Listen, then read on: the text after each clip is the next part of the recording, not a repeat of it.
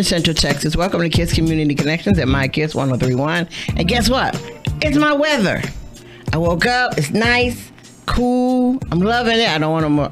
I'm sick of 80 degrees already. I know it's April, but I'm sick of 80 degrees. I love the 40s I had. And I'm in love with those because I get to wear clothes that I like to wear, and I get to be warm and cozy. And my guests are laughing at me. I don't care what they say. I'm loving my weather because I told them I'm a Yankee. We can't drive in the mud, but we can drive in the snow and the cold. I will admit that. We're not those people. But this morning we're going to have an interesting show, and we're going to deal with one topic that you all know that, I'm going to get arrested for this topic because if I find somebody that's doing it, it's going to be me and them. And I'm going to remember I'm from Detroit, and I'll just be in jail, and it'll be okay. I just might get out of jail free card. But, every year I pick something that I want to really focus on, except for this topic. I'm focusing on until we get it gone, and that's our child sex trafficking. Because I want them gone. I mean, for real, I want them gone. I don't care where we got to put them, what we got to do with them. I want the traffickers gone. Male, female, I don't care who you are, you need to be gone. And also, with us in the community, we claim that our kids are today. Well, actually, people say our future and our tomorrow, but they can't be your tomorrow because they're living. So our kids are today. We say that we want to protect them and keep them safe, but we're letting child sex trafficking enter in, which means we're not doing what we're supposed to be doing. Which also means we need to learn more about it. We need to learn what it looks like, what it sounds like. We need to learn the lingo that the kids say. We need to know about the markings, and we'll talk about that in a few. On their body, we need to learn everything we need to know. Just as well as your name and everything about you. We need to know about the kids, the traffickers, who they are, what they look like, and we need to know what we see. Because sometimes you see things and you say it looks kind of strange, but your brain doesn't go there. It just stays in that looks kind of strange, and then you tend to walk off. But this morning we're going to talk to Betty. She works for KPD, and also, but what we're really going to come together and talk about is I went to the chief, Chief Kimball. And I asked him, can Kids Community Connections and the police department partner together to do a child sex traffic training? And he said, yes. So, I'm happy with that because I'm about the community and making things better. I'm more about the kids than I am adults because adults, we've made our own mistakes because we wanted to.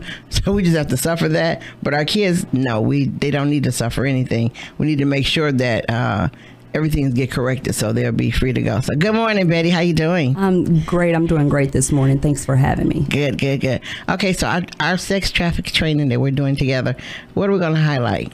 We're going to highlight a few different things. We're going to talk about what child sex trafficking actually is. Right. We're going to talk about who can be a victim, how they become victims. We're going to talk about who the actual traffickers are. What do they look like? Who are they? We're going to talk about the race breakdown of the kids actually being trafficked. We're going to talk about what we're doing in Bell County and basically the state of Texas actually to help to get our kids back off the streets, to get our kids help in the right community in the right mindset to help them get out of this lifestyle, the trafficking lifestyle. All right. We're also going to talk about what we can do as a community, because the most important thing for us as law enforcement and the Bell County juvenile system, the Bell County child protective system, all this, the most important thing is our community. Right. If our community can reach out and help us, because there's more community than there are public safety. So if they can reach out, help us, show us the way, that would be, and when I say show us the way, I mean continue to help these kids, give a helping hand. I think that's going to be the best thing. So if we can just let the community know that we want your help, we want you to pay attention to the things that are going on to be able to help us. Right. And that's the biggest thing. It is, because, while I was talking to the chief, I had told him, you were there when we were talking, but I told him that a friend of mine had told me to go a different way to work. Right. She said, you need to go down this street to go to work instead of this street to go to work. And I went down that street, and the funny thing, not funny thing, but it was weird. What I saw was all the front windows, except for one little rectangular window, was boarded up. I mean, it was bricked in.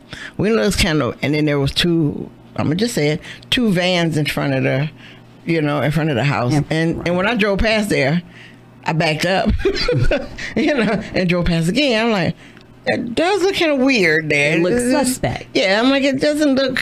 Who would break in your living room windows and leave one little window? It just didn't look right. Right. So and then I had to do some ingenuity to get the address, because it wasn't exactly easy, because it wasn't painted on the side like it's supposed to be. But those things like that we need to look at. Right. Because I did turn it in, and but we need to be, as a community, as you said, we can't always say the police will take care of it. Right. Because if they don't see it, they can't take care of it. Right. And we also need to know, when the police drive up and down your street looking, they could miss something. Right. Because it didn't jump out. But if you know that area and you live there and you, as I say, drive past it every day, then you kind of notice more than they would, because it's your area.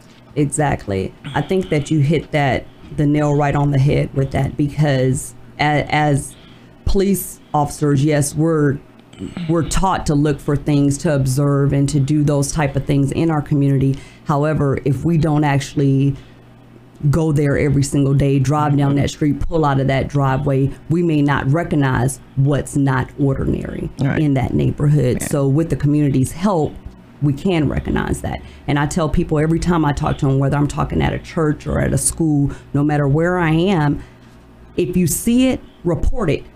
If it's nothing, then it's nothing. Right. But what if it is something and you didn't report it? Right. That's the thing. How would you feel later finding out or realizing that you should have reported it because you did think it was suspicious? Yeah. At one of I belong to the Texas Black Women in Business, and we're the Killeen chapter, and we were talking about, and everywhere I go, I'm going to talk about child sex trafficking. Right. I don't care where I am, I'm going to talk about it, because if you don't know about it, then I consider those of us who don't know about it, we're part of the problem. Because we don't know and we're watching, but we're talking about it. So after the meeting was over, this lady came over to me. She said, "Sit down." I'm like, okay. So we were talking. She was telling me that she was outside of Killeen area, but she was coming home, and it was two vans, and she saw some kids with some little clothes on, very little scantily dressed, boys and girls, getting from one van to another van. Well, after I got to talking, she realized what she might have been seeing. So she was like, "I feel really bad." I'm like, "Well, I understand that." I said, "But guess what? I gave her one of those little cards, and we're going to give out the cards on Thursday." Yes, ma'am. Okay, I gave her one of the cards with the phone number on it, and I said, for that future reference, here's the card, you can make a phone call. But as we train everybody and they get to see, they'll see things that they previously saw in a different light. Right. I mean, a lot of people don't realize that child sex trafficking is the most common type of commercial sexual exploitation that we have, and the most underreported. Right. So by it being so underreported, we're still missing kids that we can't get to because we don't know that it's going on. But with the community's help, we can know by educating the community and letting them know this is what you should be looking for. And then contacting us, and that way we can actually get contact with those children. So I think that on Thursday, for as many people, if you want to learn, if you want to be educated, if you can come out on April 12th to the Killeen Police Department, our main headquarters building, it's going to be at 6 o'clock. Yes. 6 p.m. Starting at 6 p.m. Come out, educate yourself so that our children can be helped, so that we can get our children out of these dangerous situations, because that's exactly what it is. It is a dangerous situation for them, and to be able to say, "Man, I helped, I got that person out." Yeah.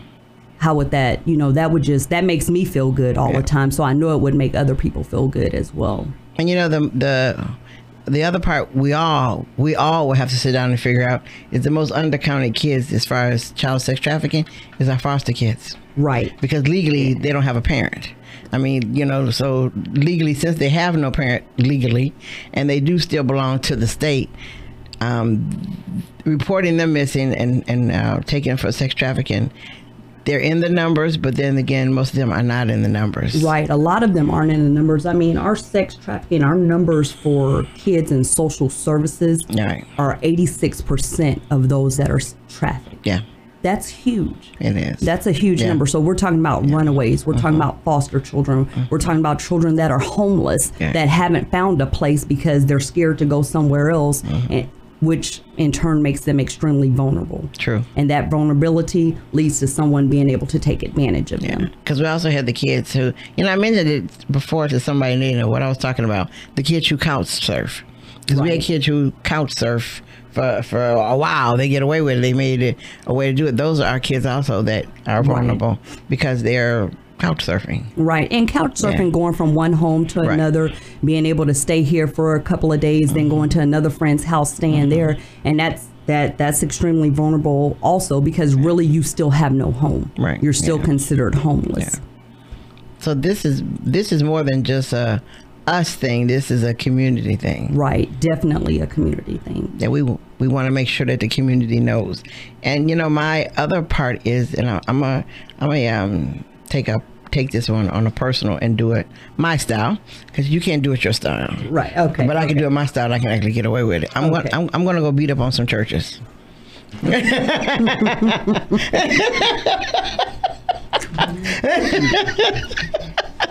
Have the churches take a little bit of ownership. Yes, because I'm gonna let them know that even though they're a church, they're supposed to be about the community to which their church that's in. Right.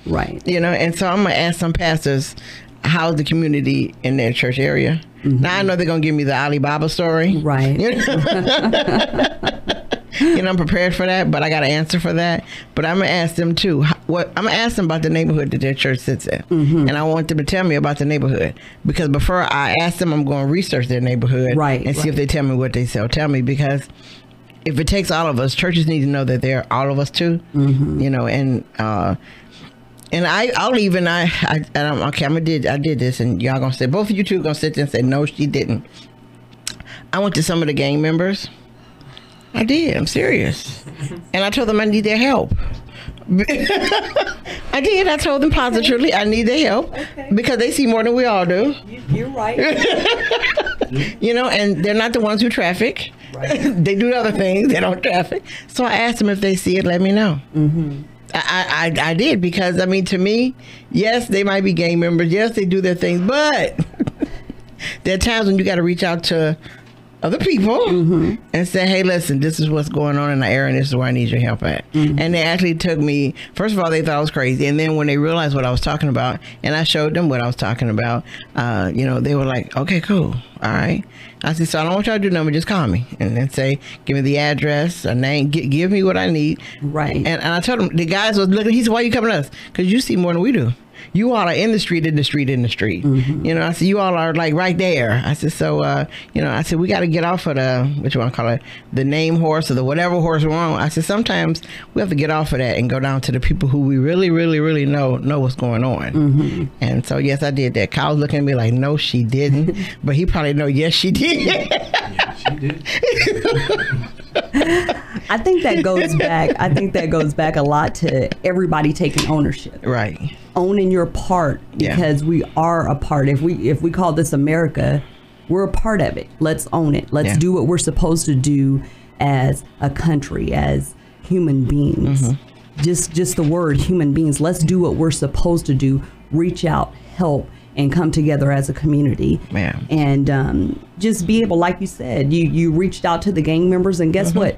Just reaching out to them made it better. Yes. Just reaching out, because, okay, 1 out of 4 may have been like, oh, I don't want to have nothing to do with that. Or that one could have been like, you know what? As soon as I see something, I'm going to contact Miss Jones. Yeah. And we're going to, And like I said, once they realized I was serious, they're like, oh, okay. Oh, okay. Right. You giving us a real job? Yeah. I'm giving you a real job. Take care of this community and get this done. But what made me get into where I am with this is the round table. I went to a round table meeting, and there was a young lady there. She's in her early 30s now. Okay.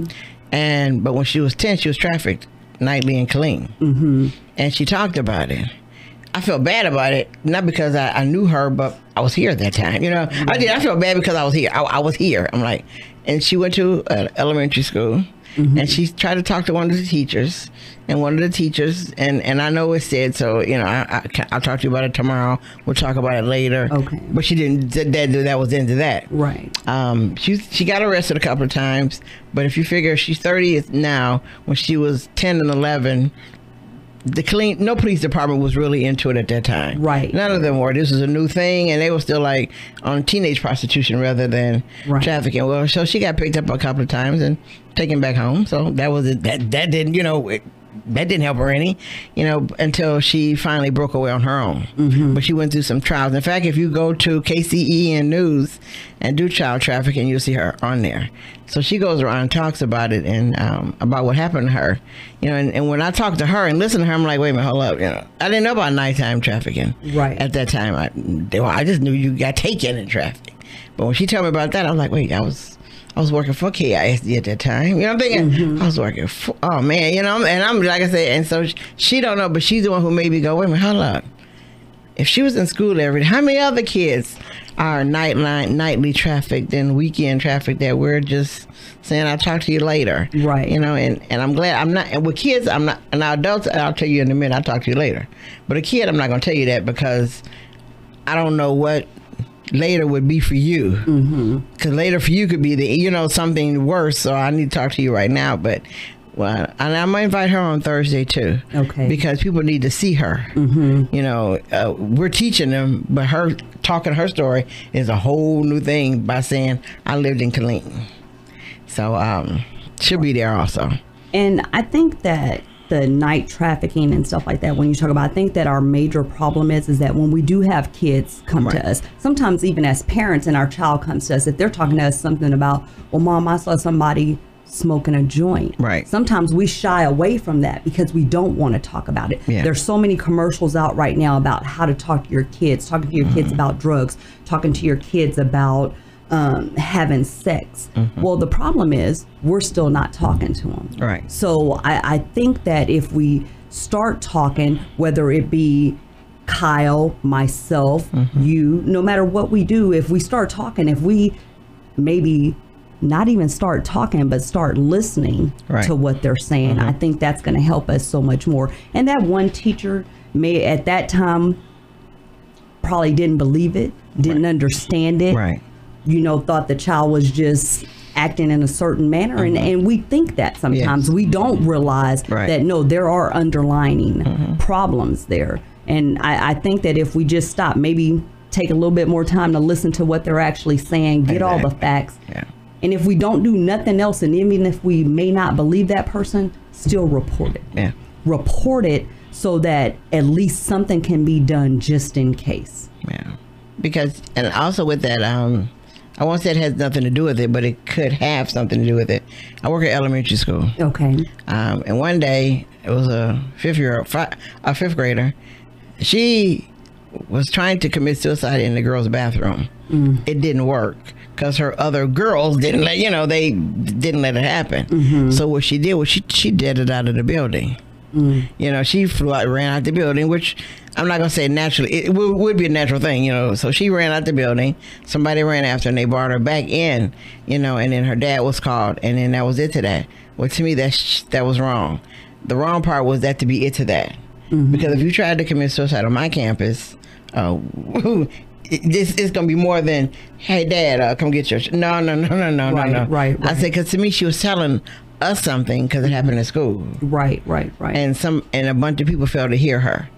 So I'm like, it was so many things that went through my head that could have been going on with her. That I'm like, oh my gosh, she could, you know, she could be this, she could be that. But you know what I mean? So I'm like, we need to look at all aspects of our children growing up. You know, and to me, when an elementary school child tried to commit suicide, the world need to stop. Right. We need to all stop. Yeah. There's a problem. That's not just saying, I want attention. Yeah. There's actually a problem there. Yeah. And you're right. We definitely need to stop and look at that and take into consideration what can we do. Yeah. Because I'm like, somewhere we failed her. Right. And when, not to say you expect it, high school kids, you don't know what happens with them when they try to commit suicide. But elementary, to me, that's a whole nother level of kids. Right. Yes, ma'am. You know, because they're 10 and 11. You're like, oh, wait a minute, hold up. What could be going on in your little bitty life You know, and we see as a little bitty life what could be going on in there. And also, to me, what have all the other kids said to their parents about her, and the parents just said, "Oh, she having a bad day."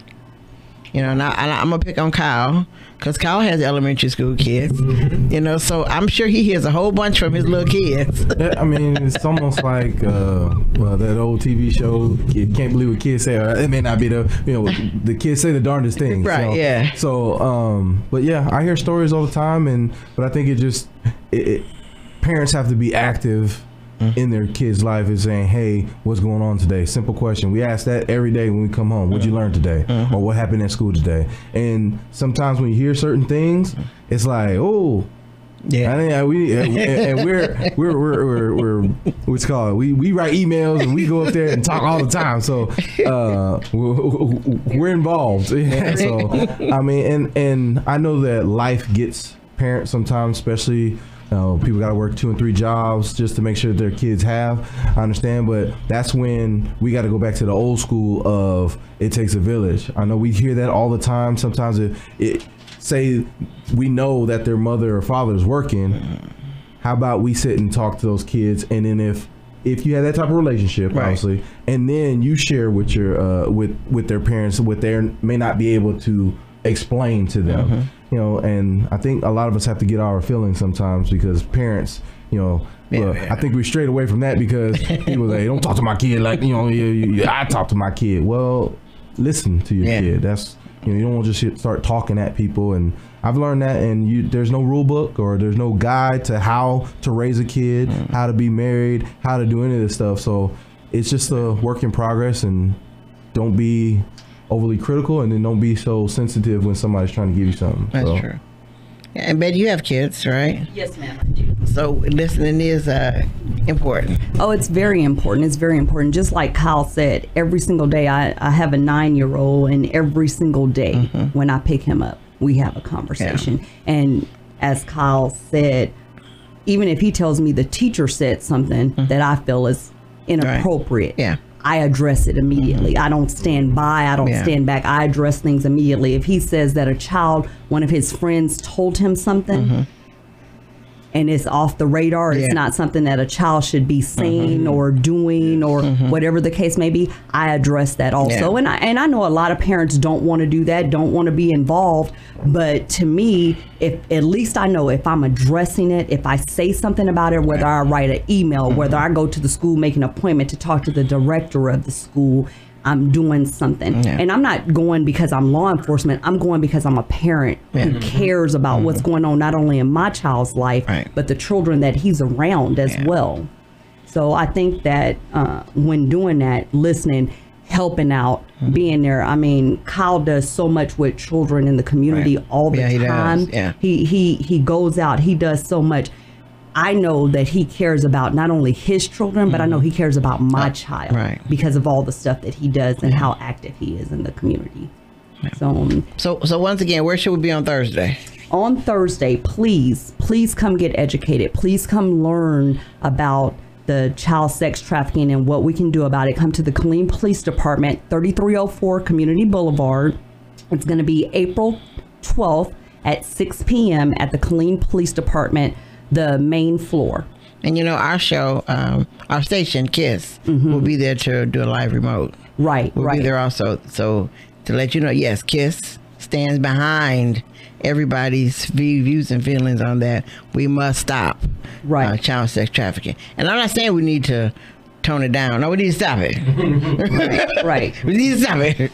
Because I'm going to say this and before I go to break, and I want you to remember this, because what I'm going to say is like the worst thing you want to hear, but this. In child sex trafficking, you want to know why it's getting bigger? I can only sell a drug once. I can sell a child over and over again. So remember that. Just remember that. I can only sell a drug one time. That bag of weed or whatever, I can only sell it once. It's gone. The child, 24/7, I can sell that child. So I want you to keep that in your head all the way till Thursday. I want you to keep that in your mindset.